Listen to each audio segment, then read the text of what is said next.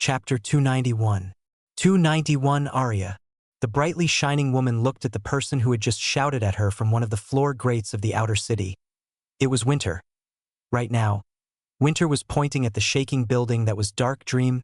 Aria furrowed her brows. Dark Dream was a competitor, however. That thought only survived for a split second. If Dark Dream falls into the Red Sea, it will consume all the specters inside it and become even stronger, Aria thought. Aria shot through the air and stopped below the building. Dark Dream was collapsing and falling right on her. Yet, Aria just stretched her hand upward, and a domain of light encased the building. Shockingly, the building stopped falling, and Aria calmly hovered below it. The governor looked over and saw what Aria was doing. After he realized the reason behind her action, the governor nodded. Aria nodded back and lifted the building further upward. Then, she looked for a good location and gently put the building on top of another building. Luckily, the building's foundation was extremely solid and Dark Dream's building was also made out of very durable steel. If these buildings were made of stone, this would never have worked. Taking a multi-story building made of heavy steel and casually lifting it into the air, this was the power of a hero. A moment later, she flew back to support the governor. Ha ha ha ha ha. By now, the arms extended into the air for over 40 meters, and even the powerful experts felt terror when looking at them. While it was extremely difficult to kill and contain the Crimson Sea, its actual power hadn't been dangerous to even veterans at the beginning. After all, it had only been an adolescent. But now, every bloody hand made the experts fear for their lives. Even though they weren't even close to them, the Crimson Sea had already killed thousands of people, and it had grown massively. While the normal people were busy hiding in the city, the guards were looking at what was happening below the city through the holes in the floor. From time to time, they saw people zip by and launch an attack at the endless Red Sea. It was almost like they were fighting against hell itself. Sometimes, people couldn't flee quickly enough, and they fell into the Red Sea together with the collapsing buildings. The fight continued. The governor had destroyed the majority of the first layers of ruins below the city by now, and the Crimson Sea was now around 80 meters away from the actual city. The arms could only stretch for about 40 meters. The collapse of the city had slowed down. Fortunately, the outer walls of the ruins were made of the same material as the ruins themselves, which meant that the Crimson Sea couldn't escape. The governor took a deep breath. They were regaining control over the city. He threw a glance at the megastructure. It was stable and still holding. The Crimson Sea wasn't damaging the foundation in any way, however. Everything was still filled with red mist. The governor and the other heroes didn't care about the mist since it couldn't even injure them, but the same thing wasn't true for the other people. It seemed like they had to learn to live with the red mist until they could find a permanent solution for the Crimson Sea. Force specters were extremely difficult to kill and suppress, and the Crimson Sea wasn't different. Even though the governor was many times stronger, that didn't help a lot. Dealing with force specters required very special equipment and special methods. Luckily, the city was still safe. Traitor! The governor looked back when he heard someone scream in absolute rage. Then, he saw something he would have never expected. In front of a big hole stood Callum Sonder, the chief Zephix extractor of the Spartans, and many meters below him, in the process of falling, was his friend. It was a man with red hair who was carrying a spear on his back. John Keyweather, Callum Sonder, and this man had been the three founders of the Spartans. But now, Callum was looking at the falling person with eyes filled with hatred, desperation, and rage. The person who had shouted was the one who was currently falling right toward the Crimson Sea. "This is all because of you," Callum shouted after the falling person with rage. The falling man raised his hands towards the distant Callum. The next moment, a bracelet on his arm began to shine, and his entire arm turned black. Eyes appeared in the blackness of his arm, and they all looked at the distant Callum, and then his arm suddenly expanded towards Callum with frightening speed. Callum's eyes widened in shock. He knew that the bracelet had scary powers, but he hadn't thought it could do that. About a year ago, the man with the red hair had found the bracelet in the inner city. It was a specter, and it gave extractors power in exchange for a service. Sometimes it wanted to consume extractors, other times it just wanted someone to suffer. The bracelet always told them what it wanted, and when it got what it wanted, it bestowed a crazy amount of strength and Zephix to the person wearing it. The latest task was to capture Dark Dream's chief Zephix extractor alive. The Spartans had believed that the bracelet was a possession specter without any sort of consciousness or battle strength, but now it had suddenly transformed into something that seemed very alive. Because of that, Callum didn't manage to react in time. The elongated black claw grabbed his head and pulled him down with the red-haired man. An instant later, the red-haired man was grabbed by the red hands coming out of the Crimson Sea. The eyes inside the black arm all turned to look at the hand that had just grabbed the man, and a moment later, the bracelet left the man's arm, the bracelet vanished, and a black figure with claws and wings appeared at the same time. One of the hands also grabbed the falling Callum. Everything had happened in less than 2 seconds, and the governor was still watching in shock. What was this black figure? A specter. That was when he remembered what Callum had said earlier. Callum had said that a black figure had killed John Keyweather. Was this the one? Was this black specter the one that had released the Crimson Sea? Chapter 292. 292. The black figure flapped its wings and jumped away from the red hands. Apparently, it did not want to get close to any of the hands. The governor put his spear to the side. He would capture the specter alive and interrogate it. Crack. Time seemed to stand still. Everyone looked with shock at one of the red hands that had suddenly exploded forward to grab the black specter. The governor immediately took out his spear again and struck forward. WHOOM. The thousands of red hands were severed, including the one that held the black specter, but then the red hands turned into red liquid. The red liquid encompassed the red-haired man, Callum, and the black specter, and they dissolved. Ha ha ha ha ha. The laughter of the Crimson Sea seemed to become louder and brighter. Ha ha ha ha ha ha ha. And even louder. Ha ha ha ha ha dash. And then it suddenly stopped. Silence. A moment later, all the hands seemed to collapse and fall into the sea. The faces in the Crimson Sea vanished. The Crimson Sea stopped moving. Right now. It just looked like a smooth sheet of red metal below the city. A moment of silence passed, and then everything below the city seemed to turn red. Eyes? Millions of eyes opened on the surface of the Crimson Sea. In silence, the Crimson Sea was staring at Crimson Fungus City. The governor realized with horror what had happened. The Crimson Sea had advanced again. It was now a fanatic. Ha ha. Suddenly, somebody laughed, but it was not the Crimson Sea. A man had suddenly jumped off the edge of the outer city. He was the one who was laughing. Ha ha. Ha ha. Ha ha. More and more people started to laugh as they jumped off the edges of the city, right towards the Crimson Sea. A mere moment later, over 200 people were falling towards the Crimson Sea. Catch them, the governor shouted.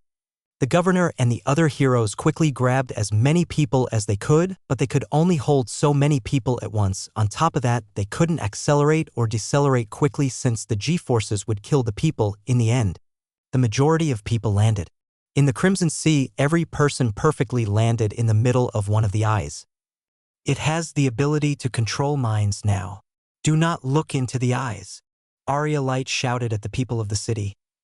Everyone who thought about looking at the Crimson Sea immediately recoiled in horror.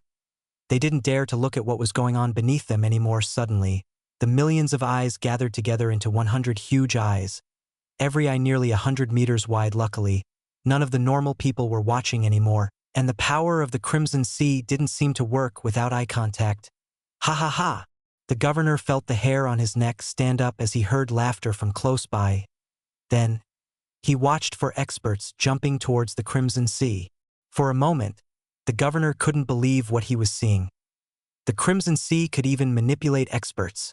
Luckily, experts were not as fragile as normal people, and the governor could intercept the three of them easily. No one is allowed to look at the Red Sea. That includes all guards. The governor shouted solemnly. Everyone immediately turned away. Meanwhile, the heroes gathered beside the governor.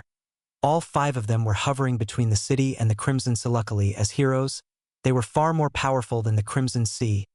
After about 5 seconds of silence, the eyes gathered again. Now, there were 5 eyes left, and the 5 eyes all focused on the 5 people hovering above them. Silence. For several seconds, the heroes and the Crimson Sea just looked at each other. Even though the heroes had met many specters in their lives, this one was definitely one of the scariest. The way the eyes were staring at them made them think that the Crimson Sea was sentient, yet they were certain that it wasn't. This was all just instinct. The 5 of them were the only beings the eyes could see, which was why they only looked at them. Luckily, they were far stronger than the Crimson Sea. Its ability had no effect on them. But then, the 5 eyes gathered again, and in the end, only one enormous eye was left. The eye covered almost the entire Crimson Sea, and the pupil almost perfectly encompassed the round shape of Crimson Fungus City's foundation. When looking at everything from above, One would see Crimson Fungus City stabbing out of the middle of the humongous ice silence. The arms and the laughing faces had vanished, but the red mist was still coming out of the Crimson Sea. The red mist was slowly rising from around the city from far away. It looked like a wavy pillar of red from inside the city. It looked like a wall of red smoke. The entire dregs had collapsed. Over half of the outer city had collapsed. Only about a kilometer of outer city stretched out from around the inner city before breaking off into a domain of red smoke. The domain of red smoke was almost 2 kilometers wide and encompassed the domain outside the new outer city for now. Nobody could access the outer world from the city and vice versa. The singular I just silently and motionlessly stared at the city above it. The sewers were gone. The underground was gone. Instead of black water in a dark and disgusting place, there was now a silent and motionless red eye. The underside of the city was illuminated in an ominous crimson glow. Looking below the floor was forbidden now. Anyone who dared to poke a hole into the ground to look would die. Even though the governor had saved many people from their jumps into the Crimson Sea, they would never return to their normal selves. They continued laughing. They didn't even stop to inhale. The laughing only stopped when they died of asphyxiation. Chapter 293. Silence. There was no wind. The air stood completely still, and the sun shone down from above. A red wall of waving and moving mist was in front. Nick just looked at the red wall from the roof of a building without saying anything. The dregs were gone. The dregs had been consumed by the red mist before they collapsed into the abyss below the city. So many people had died. When the red mist had appeared, Nick had watched with horror as the people of the dregs had been killed. Thousands of people had died. After a while, Nick had to go further toward the inner city since even parts of the outer city were collapsing. However, he hadn't truly been in danger. Even though everything around him had been collapsing, he never felt like he had been in danger. After all, he could just jump from building to building. Yet, all the normal people didn't have that luxury. A random piece of metal that got disconnected from another piece of metal had enough power to break bones. While Nick wasn't in danger, the normal people were fighting for their lives. At least the worst had passed. For the past 20 minutes, nothing crazy had happened. The people were slowly recovering and trying to deal with their new situation. About 800 people from the dregs had arrived in the outer city. Nick didn't know if the people who had fled to the city walls survived. Right now, guards were patrolling around the current outer city, making sure that nobody was causing any trouble. Crimson Fungus City had changed drastically. People could move, but houses couldn't. All the metal of the dregs and even a big chunk of the outer city had collapsed, which added up to about 60 of the entire area outside the inner city. Yet, over 80 of people had survived. While metal had been extremely cheap and houses had been abundant in the past, these things were now rare and valuable.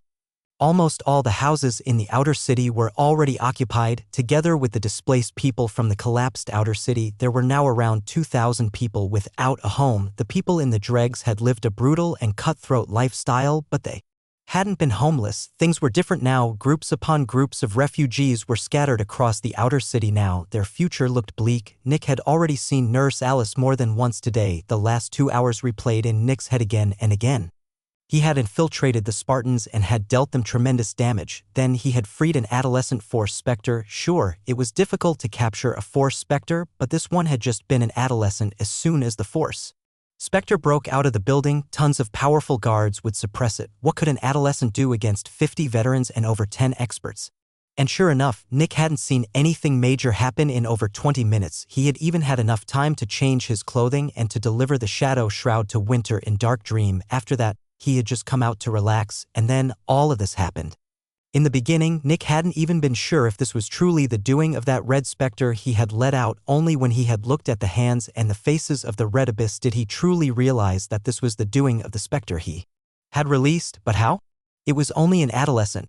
At most, it would eat enough to become an adult, but that still wouldn't be enough to do any significant damage. After all, the city had experts, specialists, and even heroes. How had things turned out this way? How could releasing an adolescent cause so much damage when it was surrounded by the entire power of the city? Not even level 6 specters could run rampant here. It was difficult for Nick to connect his actions to the current state of the city. If it was so hard to suppress the Crimson Sea, how did the Spartans even capture it? I just released a relatively harmless specter to cover my retreat and to cause a bit of chaos to the Spartans, Nick thought as he looked at the red wall with a concerned expression. And now thousands of people died. I wanted to save the dregs. But now I destroyed the dregs. Nick just kept looking at the red wall. If the dregs were still there, he would be looking at them right now. Everything was gone, boss, finally. Nick didn't turn to look at Jenny, who had just landed on the roof behind Nick. Jenny looked at Nick with a mix of frustration, anger, and panic. What are you doing here? Dark Dream is in chaos. We need you. When Nick heard that, he furrowed his brows in worry. Dark Dream. Nick had just been responsible for thousands of innocent people dying. Why would he give a shit about work right now? When Jenny saw Nick's lack of a reaction, she gritted her teeth. Nick, she shouted, using Nick's name for once. This is a bad time for everyone. We are all suffering. We all want to cry, but we have to deal with the urgent things first. Everyone else is currently doing their best to fix Dark Dream. As our boss, you have to be an example to all of us and help as well. Jenny shouted. She was angry that Nick became unresponsive during a moment of crisis. She always believed Nick to be reliable and responsible during a crisis, but apparently he wasn't. Instead of helping like everyone else, he was just looking at the destroyed city. She was disappointed in Nick. Nick took a shaky breath, then he quickly shook his head and stood up. Sorry, he said in a distracted tone. What do you need? Come, I'll show you where our office is now, Jenny said. Nick didn't even ask about what Jenny meant. His mind was occupied with other things. Mr. Melfian is currently talking with the other manufacturers and the city. I'm busy dealing with our remaining extractors and we need somebody to lead us until Mr. Melfian is back. Nick followed after Jenny, his mind distracted. Where's Trevor? Nick asked absent-mindedly. He jumped. Chapter 294. That's bad, Nick said absent-mindedly. Jenny narrowed her eyes in rage and turned back to look at Nick. Do you know what I mean? She asked. Yes, Nick said as he looked back with a neutral expression. He jumped into the red specter and died, right?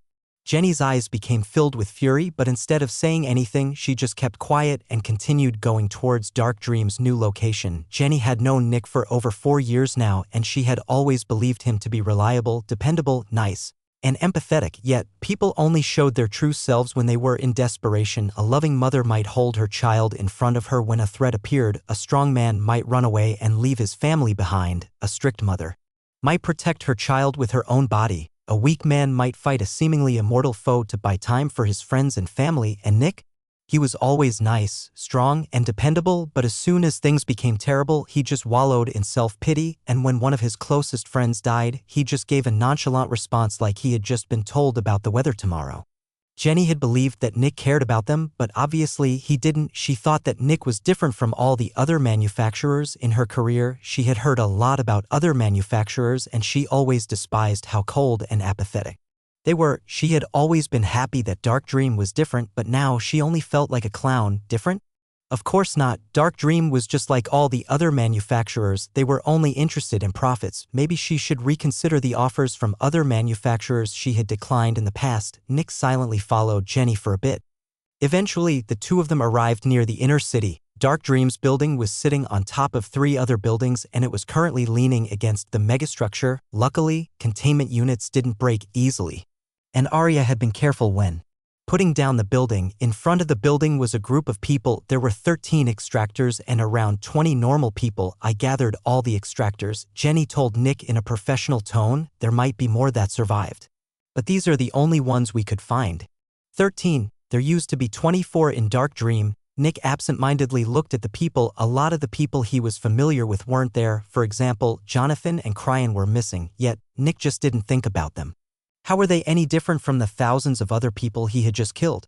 What was the point of all of this? What about the specters? Nick asked emotionlessly. I didn't see any breaches, but I didn't look closely, Jenny said with a polite tone. There are several specters in the building that can kill me, and I believed it would be foolish for me to enter on my own. Nick just absent-mindedly nodded and jumped towards the entrance of the building. I'll check, he said. The employees looked with worry at Nick, who entered the building. They were uncertain about their futures. Walking through the building wasn't easy since it was leaning against the megastructure, making the floor very uneven. When he entered the lobby, Nick saw a couple of blood splatters, and a moment later he saw a corpse. It was one of the clerks. Her back was at an unnatural angle, and her body leaned on the wall. When the building had been falling, it had spun a bit. Most likely, the clerk had died during that. Nick looked at the body for a bit before going to the staircase and walking to the second floor. On the second floor, Nick immediately saw a huge hole in one of the containment units. However, he wasn't very worried. Nick walked over and climbed through the hole. The bottom of the containment unit was covered in rubble. But there was one thing that was different. Several white arms were trying to push the rubble away, but they weren't strong enough. This was the containment unit of the screaming coffin, and it was the least durable one in the building. Nick went to one of the rooms at the side of the floor and retrieved some rope and some equipment. Then he jumped into the containment unit and freed the screaming coffin from all the rubble. Of course, as soon as the screaming coffin was free, it tried to consume Nick.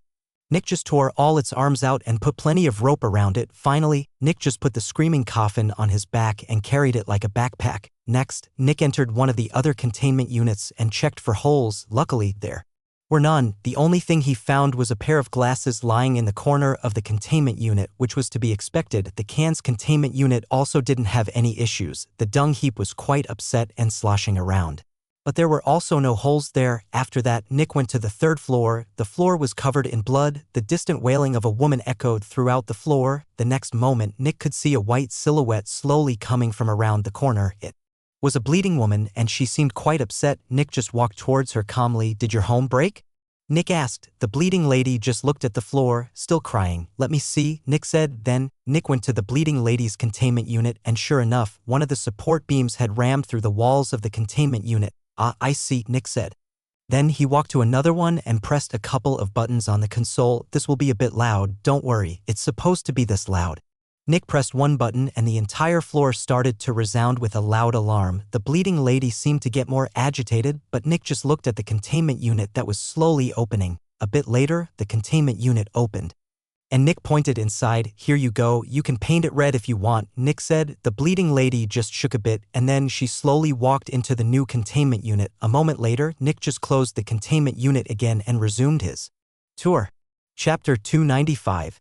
After the bleeding lady entered her new containment unit, Nick checked the next one. Everything seemed to be in order. The only thing in the containment unit was a distressed puppy. Nick just petted it for a bit before leaving. "Did your containment unit get damaged?" Nick asked the money sink, who was just leaning on a wall. "No," she answered. "What happened?" "An adolescent force specter broke out and destroyed the dregs and about half of the outer city," Nick answered absent-mindedly. "Am I in danger?" the money sink asked. "No, everything has already calmed down again," Nick said. "In fact, you're very safe in here. The outside has become much more dangerous for specters now. There was a big announcement earlier. Apparently, everyone who looks at the new specter will jump into it. They even said that it eats other specters." The money sink furrowed her brows. "A specter that eats other specters? I've never heard of something like that." "It's a big red sea," Nick said. "It replaced the sewers. Want to take a look?" The money sink just looked at Nick with a neutral expression. "Didn't you just say that taking a look would kill me?" "Yes," Nick said with a neutral voice. "It's a joke, haha." The money sink just looked at Nick with an even expression. "All right, bye," Nick said before he exited the containment unit again. Nick walked up to the fourth floor and opened the door. Bang. Immediately, a red blur shot at Nick. Bang. But Nick just slapped it. The red blur hit the wall and landed on the ground. The blood hawk broke out, Nick thought, looking at the red hawk in the distance. Nick could also hear something heavy hitting the walls again and again. Nick walked over to the blood hawk, grabbed its throat, and carried it with him. The blood hawk tried to break out, but it was helplessly inferior to Nick. After rounding a corner, Nick saw a hole in the blood horse's containment unit. However, the hole wasn't big enough for it to fit through, and it was doing its best to widen the hole. Sadly, even though there already was a hole there, the blood horse's power wasn't nearly enough to widen it. Nick entered the blood horse's containment unit and punched it once. Then, Nick took a metallic cord out from the equipment he had gotten earlier and put it around the blood horse. That was a Zephyx suppressor, and it would keep the blood horse's power suppressed for about 6 hours. Nick just wanted to make sure that it didn't escape. After leaving the containment unit, Nick looked at the other ones on this floor. All of them were damaged. This floor had been reserved for the newbies, and the containment units here were all pretty cheap, sadly. This meant that none of them survived. Nick had no other choice but to carry the Bloodhawk with him to the 5th floor. Luckily, everything was fine on the 5th floor. Neither the lover nor the dreamer escaped. The containment units up here were also far more expensive. Nick opened one of them and threw the Bloodhawk into it. Then he opened the other free one and dumped the screaming coffin. Lastly, Nick went to the 6th floor. Just as expected, the fog didn't break out. The fog's containment unit was by far the most expensive and durable one. The Zephyx fueling the containment unit also wasn't an issue after Nick had escaped from the Spartans. He had gotten rid of the 2.5 kilograms of Zephyx he had taken by simply adding them to the supply here. Lastly, Nick checked the 7th floor. Almost everything was destroyed, but that wasn't a big deal. At least all of the specters were contained again. 3 specters escaped, and 1 was stuck in a damaged containment unit. This could have been way worse. In silence, Nick looked at the destroyed 7th floor. With the urgent things dealt with, Nick had a quiet moment to himself. Everything felt like a dream. It just felt like everything that happened within the last hours was just some dream. Had these things truly happened? Had Nick really done all these terrible things? It just didn't feel real. It was like Nick was navigating a dream or a fantastical scenario he had made up in his mind. Eventually, Nick just turned around and walked down the stairs again. When he exited the building, all the employees looked at Nick with worry. Nick also saw 3 new people in the group, 3 guards, all veterans. Nick jumped down from the entrance and landed in front of them. The leading guard nodded. "Are you the Chief Zephix extractor of Dark Dream?" the guard asked. "Yes," Nick answered. "What is the status of the containment units?" the guard asked. 6 damaged containment units," Nick said. When the employees heard that, they felt a cold shudder run down their backs. They were very happy that Jenny hadn't told them to go in. "But only 4 of them were occupied," Nick added. "What about the 4 specters?" the guard asked. "We had a couple of spare containment units," Nick said nonchalantly. "I dumped 3 of them in stronger ones. Sadly, I don't have one for the last one, but that's not that big of an issue in the short term. It's a late hatchling physical specter, and I put a Zephix suppressor around it." The guard furrowed his brows. "Please, show us," the guard said. Nick just gestured to the entrance. "Come with me, then." Nick and the 3 guards jumped into the building, and Nick showed them all the floors. The guards checked the monitors and containment units. And sure enough, the only problematic one was the one with the blood horse. A bit later, Nick and the 3 guards gathered in front of the building again. "Thank you," the leading guard said with less severity in his voice. "We're going to send someone to repair one of the containment units on the 4th floor. Expect them within the next 5 hours. Until then, please keep an eye on the suppressed specter." Nick nodded, then all the guards jumped away. Chapter 296. Nick just absent-mindedly watched the guards leave. Then he looked back at the building, which was leaning against the megastructure. It still was difficult for him to accept that all of this had happened. "Boss."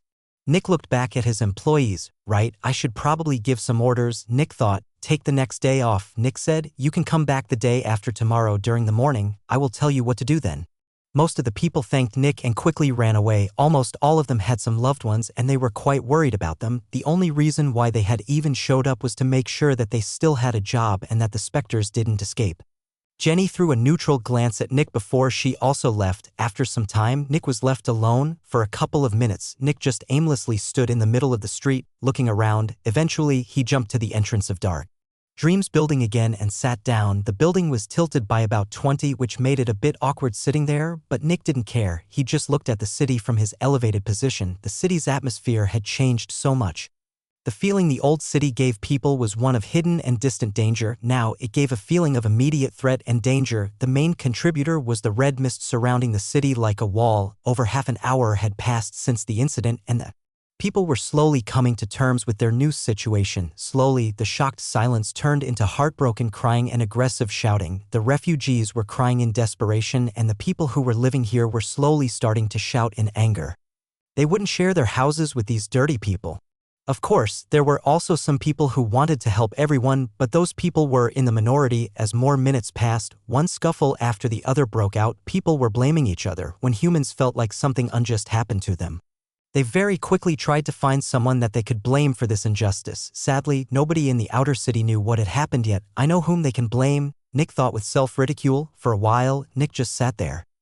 Over the next hours, a couple of missing employees showed up, but Nick just sent them away. Eventually, Nick felt like he needed something to do and decided to clean the inside of the building a bit.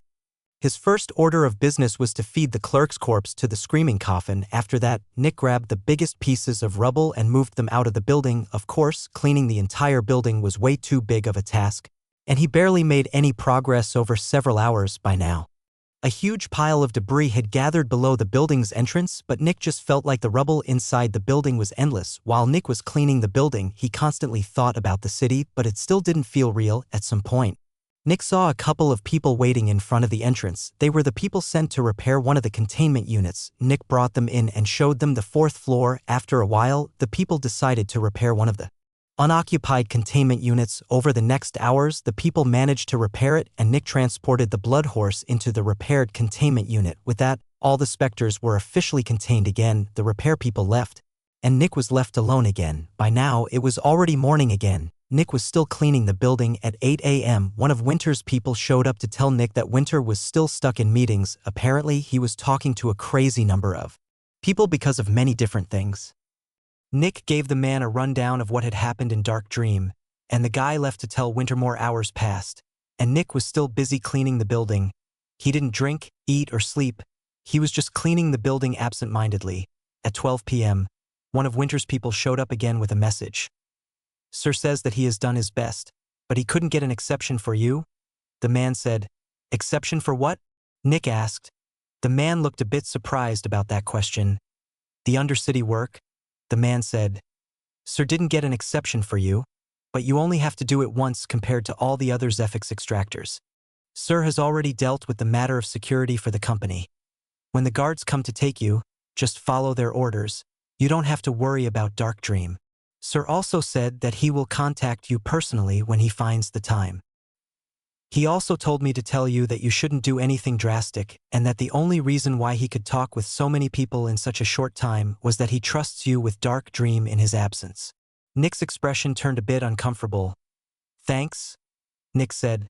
The man nodded and left Nick again. He still didn't know what Undercity work was, but it didn't seem that important to Nick right now. In fact, nothing seemed important. What was the point of doing any of these things when he might as well be dead soon?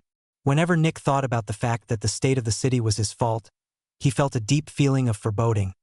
His heart was telling him that this was dangerous. It was like Nick was hiding from an extremely powerful specter. Nick's heart was telling him that he would die if he confronted the specter. In the same way, Nick felt like he would die if he confronted the things that had happened yesterday absent-mindedly.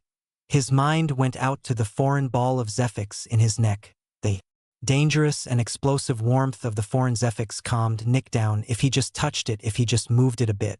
Chapter 297. Nick, Chief Zephyx Extractor of Dark Dream.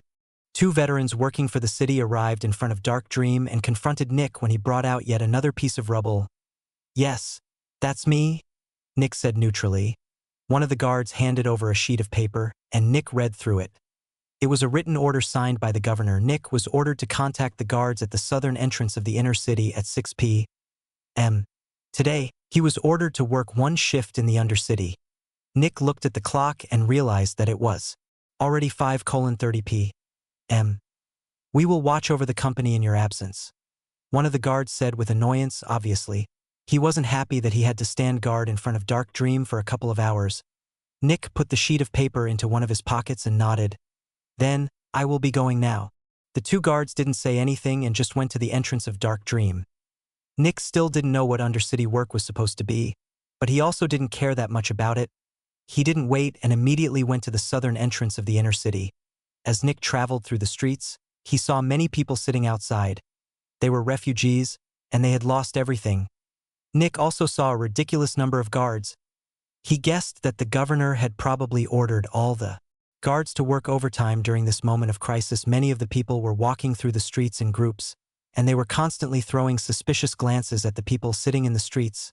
Nick ignored all of the people while he was traveling through the streets. Eventually, Nick arrived at the southern entrance of the inner city. When he arrived, he saw a group of 20 extractors waiting at the side. Most of them belonged to Ghosty's lab, but there were also many from anatomy. Surprisingly, every single one of them was a level 2 extractor. Nick ignored them for now and walked up to one of the guards. There were about 5 times as many guards near this entrance as normal, and they all looked at Nick warily. Nick even noticed that several guns were directly pointed at him, which was unusual. When the guard read through the sheet of paper, he started to frown. Then he snorted. "Lucky bastard," he commented before putting a stamp on the sheet of paper. Nick took the sheet of paper back, and the guard motioned for him to join the group of extractors at the side. Nick didn't answer and just walked to the side, joining the other extractors. "Hey, you." Nick met the eyes of one of the extractors from anatomy. He was a tall and wide man, filled with muscles. Behind him, the others were also glancing at Nick. "Yes." Nick asked neutrally. "You're wearing a neutral uniform," the man commented. "Who's your employer?" "Dark Dream," Nick said. The man furrowed his brows and looked at someone in the group of extractors. It was Kiara. Kiara just nodded. "Yes, he's our boss." That elicited a small chorus of ohs from the group. This was the Chief Zephyx Extractor of Dark Dream? Naturally, almost all of them had heard of Nick, not because of his power but because of the lack of it. A chief Zephix extractor who was also a John was so strange and abnormal that basically everyone talked about it. Good, you can stay, the big man said. Nick was not sure what this was about. The city was in charge of everything, and Nick was quite sure that this guy didn't have any kind of say in all of this. Nick didn't say anything and just walked over to Kiara. Boss, Kiara said in greeting, I'm sorry that I couldn't show up yesterday, I had things to do. Nick just nodded, I understand. Silence. Some minutes later, another extractor showed up and the big guy confronted them. Just like Nick, this extractor wore a neutral uniform. Who's your employer? The big guy asked. Dark Dream, the woman said. Nick raised an eyebrow. He didn't know this person. The big man looked back at Nick. Is that true? He asked. I don't know her, Nick said. That made everyone look back at the woman with narrowed eyes. I work in a different department, the woman shouted in anger at Nick. I've also never seen you before, and yet I don't claim that you don't work for Dark Dream. The watching people narrowed their eyes even further at the woman, who got more and more nervous. Then Kiara let out a short laugh. You claim you work for Dark Dream, but you don't even recognize our chief Zephix extractor, she said. The woman's eyes widened in shock as she looked at Nick. The tall guy from anatomy glared at the woman. Eventually, she walked to the group, but everyone kept a big distance from her. It was almost like she had some kind of deadly and contagious disease. What's this all about? Nick asked Kiara. Why are extractors claiming to work for us? They're from the Spartans, Kiara said with disgust. After all their executives died, the Spartans split up. Everybody knows that the Spartans are the reason for the city's current state, which is why they try to hide their identities. They wear normal uniforms and claim to work for us. Nick looked at the isolated extractor while Kiara was talking. She will most likely get into an accident later, Kiara said with apathy and disgust. Nick looked at the extractor for a bit more, then he looked away. He didn't feel bad for her in any way. She was a member of the Spartans, and the Spartans had tried to kill Nick. The only reason she was still alive was that she wasn't working while Nick was killing all of them in their building. It's good that we have their chief Zephix extractor here, the big man commented to one of his friends with a laugh. At least that guy's good for something now. Chapter 298. Usually, Nick wouldn't care about such a comment. Yet, when he had heard that comment just now, his insides began to tense with rage, and he narrowed his eyes. Naturally, it was to be expected that several people weren't happy with Nick's success. He was a John, just like them. What made him so special that he got such a prestigious position as chief Zephix extractor? Naturally, envy created resentment, and people wanted to voice that resentment. Nick understood all of these things, which was why he usually didn't care, but things were different today. Nick had felt apprehensive and apathetic ever since the incident had occurred. And the sudden burst of anger was the first real emotion he had felt since then. Kiara watched with surprise as Nick walked up to the big man. The big man's friends noticed Nick's approach and tapped the big guy on the shoulder, who turned to look at Nick with a raised eyebrow. Nick stopped in front of the big man and looked into his eyes. What? The big guy asked with annoyance. What was that comment just now? Nick asked with a threatening tone. The big man looked at Nick with surprise, then an arrogant and provocative grin appeared on his face. I said that you're at least good BOOM. Bang. A green barrier appeared before the big man's body shot towards the walls of the megastructure, hitting them with an explosive sound. Everyone looked with shock at the man, who was now on his knees beside the inner city wall. For just a moment, everything was silent. Then, the man's friends turned to Nick aggressively. What the fuck is ? But the guy that had just shouted stopped when he saw Nick. Nick's eyes were absolutely bloodshot and his teeth releasing cracking sounds. Everyone immediately had the same thought. This guy is insane. This was not the expression of a sane and normal person. This was the expression of someone who lost all their marbles. The pure anger that Nick radiated at this moment made the onlookers feel apprehensive, of course. The fact that his punch was so strong and fast that nobody even saw it played a role in that. Naturally, Nick was quite intimidating as someone who had trained in hand-to-hand combat for years while also having killed more than 10 people in combat with his bare hands. Instead of shouting at Nick, the guy's friends took some apprehensive steps back while covertly reaching for their weapons. What's going on over here? Everyone turned to look at one of the guards, then they noticed that several guns were now pointed at them. Nick glanced at the guards. His demeanor had already returned to normal. It was almost like he hadn't exploded in anger just now. Nothing, Nick said. The guard frowned and looked at the big guy, who was currently walking back. The guy looked at Nick with narrowed eyes. What's going on? The guard asked the big guy. The guy didn't look away from Nick. Nothing, he said. The guard narrowed his eyes. You all have to work together today, and I don't want to see something like this happen again. The next time something like this happens, the aggressor gets their shift doubled. No one answered. A moment later, the guards turned and went back to their posts. After the guards left, four groups formed. One was Nick and Kiara, another one was the big guy and his friends, the biggest group was the neutral people, and the last group was the lone extractor from the Spartans. Kiara just looked at the big guy's group without any fear while Nick ignored them. The big guy kept glancing at Nick while he was talking with his friends quietly. Nick's anger had vanished, but it was replaced by fear and frustration. Nick knew exactly that his destiny had been in the big guy's hands just now. If the big guy had complained to the guards, this incident would blow up. If this were just between two extractors, this wouldn't be a big deal. But this was between a Chief Zephix extractor and a normal extractor. Everything Nick did reflected on Dark Dream and impacted their relationship with other manufacturers. Sure, the guy had provoked Nick, but that didn't give Nick a justification for hitting the guy. Obviously, Nick had lost control over his anger, and losing control over anger was something that teenagers and stupid people did. This was unbecoming of a Chief Zephix extractor since it made Nick appear like a hormonal teenager. The fact that the big guy hadn't told the guards about this saved Nick's reputation and maybe even his career. Nick wasn't sure why the guy hadn't blown the incident up. Pride? Did he feel like running to the guards was a cowardly move? Fear? The guy would obviously also get some punishment since he had provoked Nick. Malice? What if he wanted to kill Nick in secret? Nick didn't know. No matter what the reason for it was, the guy hadn't blown the incident up. Since the incident hadn't been blown up, this was just seen as a short conflict between two men. They didn't want others to interfere, so the others wouldn't interfere. Some tense minutes passed, and a couple more extractors appeared. In the end, there were 33 extractors. Eventually, a group of 3 people walked over to the group. "Everyone, pay attention, please," the leading man shouted. The extractors all looked at the man. "In 5 minutes, we will send all of you down into the Undercity. If you at any point look down, you will die. If you lose your hold, you will die. If you sabotage others, you will die. Am I understood?" The guy said. No one answered. The leading guy gestured to one of the people beside him, who walked forward and handed out a couple of things. Every extractor received a huge sack, a heavy hammer, and a smaller sack.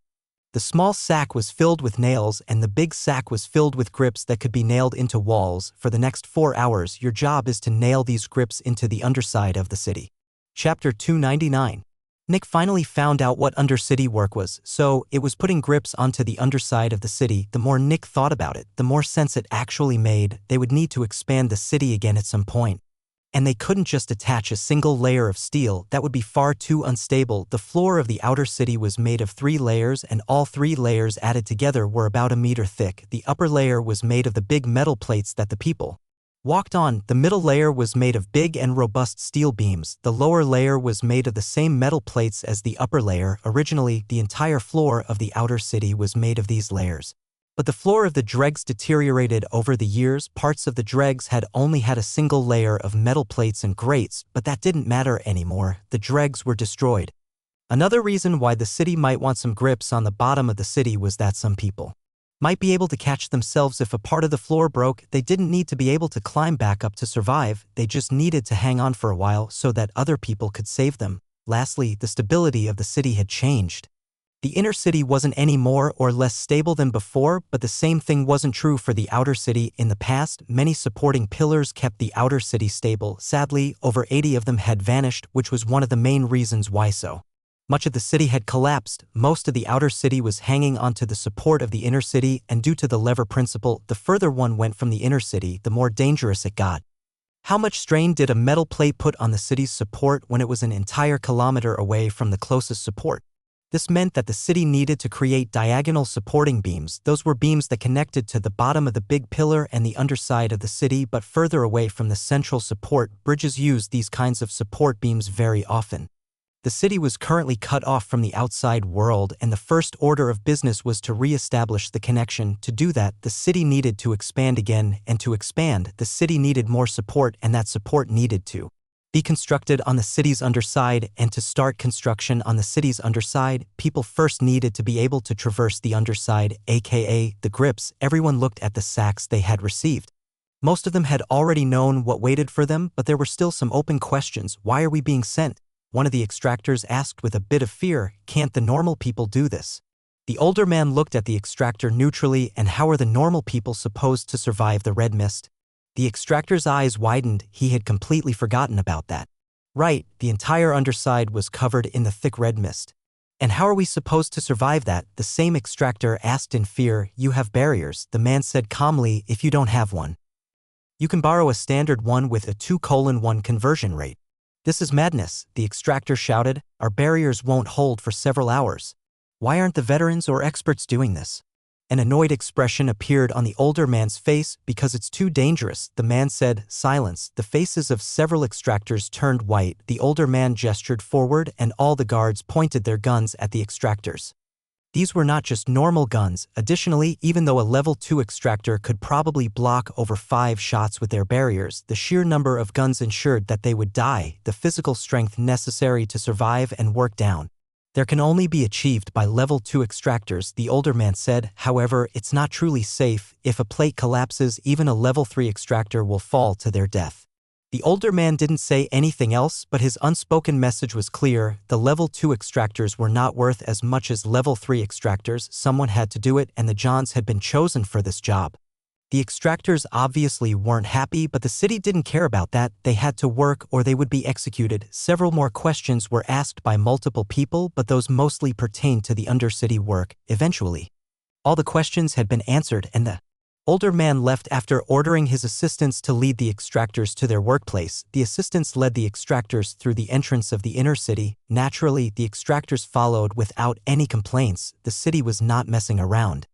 After they entered the megastructure, they were led into hallways in the megastructure's walls. They followed the hallway for around 300 meters before they stopped in front of a big hole. In front of them was a hole that was around 5 meters wide. When Nick saw the hole, he felt his heart rate increase. The hole was in the middle of a bigger room, and Nick could see an ominous red glow coming out of it. It was almost like the hole led right into hell, yet there was no red mist, strangely enough.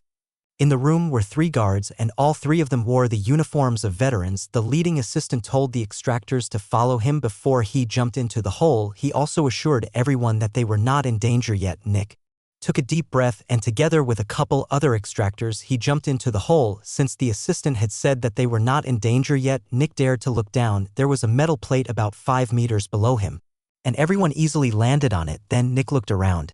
Chapter 300.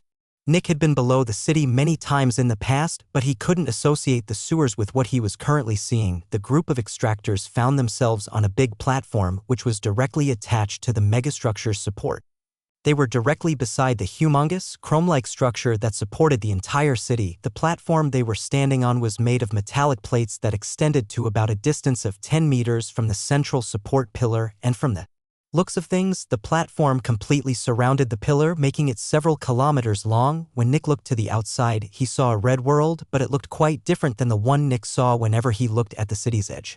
When one stood at the city's edge, the next visible thing that wasn't red mist was over a kilometer away. Because of that, the red mist looked like a red wall, but down here, one could look at the city's underside. Nick realized that the red mist wasn't actually as thick as it had seemed. The underside of the city was still visible at a distance of 10 meters, but barely. At least, this meant that Nick didn't need to be blind while working. The extractors all looked at the red mist in silence.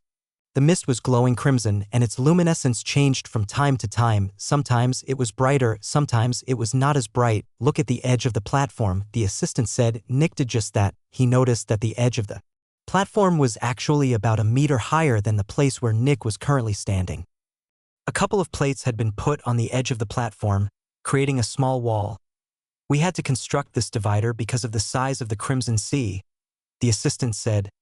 The edge of the Crimson Sea is around 2.5 kilometers away from here, and several people have already died because they saw the very edge of the Crimson Sea. And no, the red mist does not block the view of the Crimson Sea. Nick took a deep breath.